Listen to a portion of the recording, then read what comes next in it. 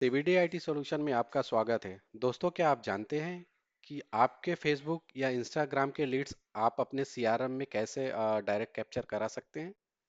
यदि नहीं, तो इस वीडियो में हम आपको दिखाएंगे कि फेसबुक और इंस्टाग्राम से लीड हमारे सीआरएम में कैसे आती हैं और इन लीड्स को सीआरएम में सीधे इंटीग्रेट करने के क्या बेनिफिट्स हैं।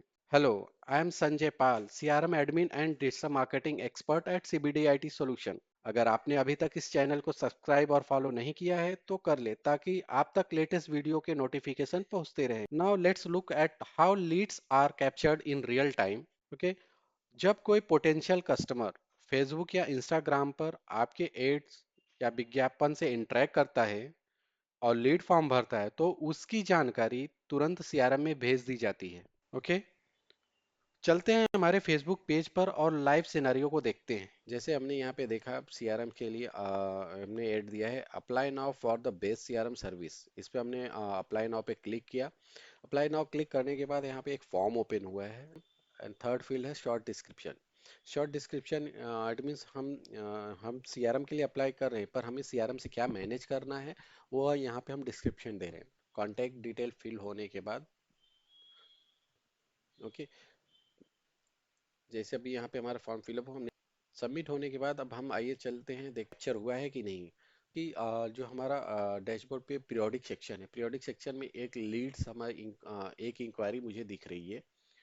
ठीक है, इस इंक्वायरी पर हम अब क्लिक करेंगे, इसका डिटेल व्यू देखेंगे कि जो हमने वहाँ पे फॉर्म फिलअप किया था, ठीक है, वो क्या वही सेम यहाँ पे आया है। ठीक है, तो अभी हमने न्यू पे क्लिक किया, अभी हमारा ये डिटेल व्यू ओपन हुआ। डिटेल व्यू में यहाँ पे आप देखेंगे कि जो हमने वहाँ पे फील्ड हमने फिलअप किया था, सेम वही फील्ड यहाँ पे आया है। हमने name, mobile number, company name सब डाला था। हमने जैसे ही लीड नेम पे हमने क्लिक किया तो डिटेल व्यू ओपन हुआ।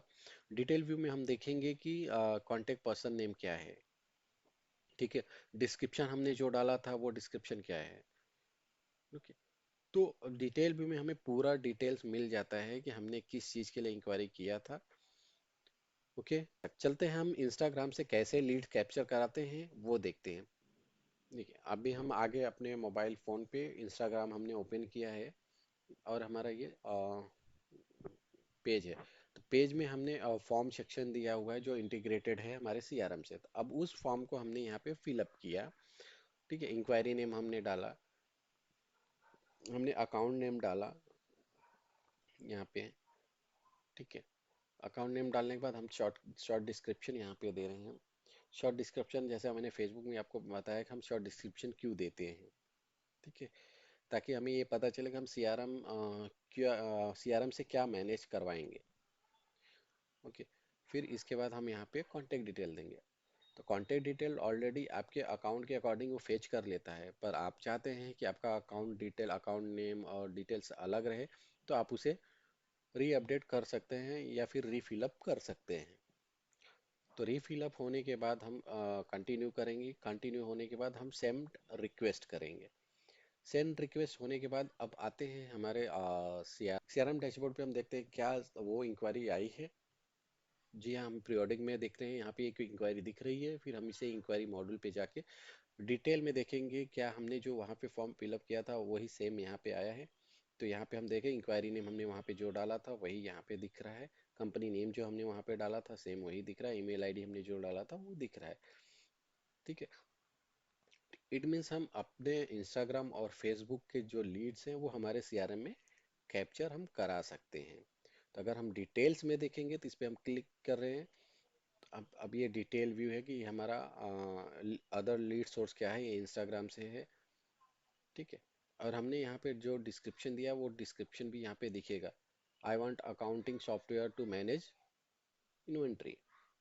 ओके, तो इट मीन्स हमें सीआरएम में हमारे फेसबुक और इंस्टाग्राम के लीड्स को हम फेच करा सकते हैं, कैप्चर करा सकते हैं। अच्छा, अब मन में एक सवाल ये उठ रहा होगा कि भाई हम सीआरएम में क्यों कैप्चर करवाएं, उससे हमारा क्या बेनिफिट। चलिए अब हम देखते हैं कि इससे बेनिफिट्स क्या होंगे।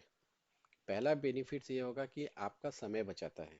मैनुअल डेटा एंट्री समय लेने वाली होती है कि हमने लीड्स डाउनलोड किया और लीड्स को फिर इसके बाद हमें टाइप करके हम उसे कॉल करेंगे, फिर उसे डिटेल मैनेज करेंगे।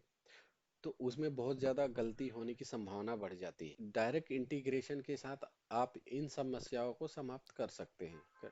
दूसरा बेनिफिट ये है कि आपका जो लीड रिस्पॉन्स टाइम होता है वो बढ़ता है। जैसे ही कोई लीड आती है, संगम सीआरएम तुरंत एक नोटिफिकेशन या एक मेल क्लाइंट को भेजता है, जो उसने आप ईमेल आईडी वहाँ पे रजिस्ट्रेशन के टाइम पे दिया, उस ईमेल आईडी पे आप उसके इंक्वायरी से रिलेटेड उसको एक मेल जाएगा। क्योंकि अगर कस्टमर के पास तुरंत फॉलोअप मेल जाता है, अगर हम कॉल नहीं कर पाते, अगर फॉलोअप मेल जाता है तो उसे इंटरेक्शन बना के रखता है, कन्वर्जन रेशियो बढ़ने के चांसेस ज़्यादा हो जाते हैं। लीड का जो रिस्पॉन्स टाइम होता है वो बढ़ता है।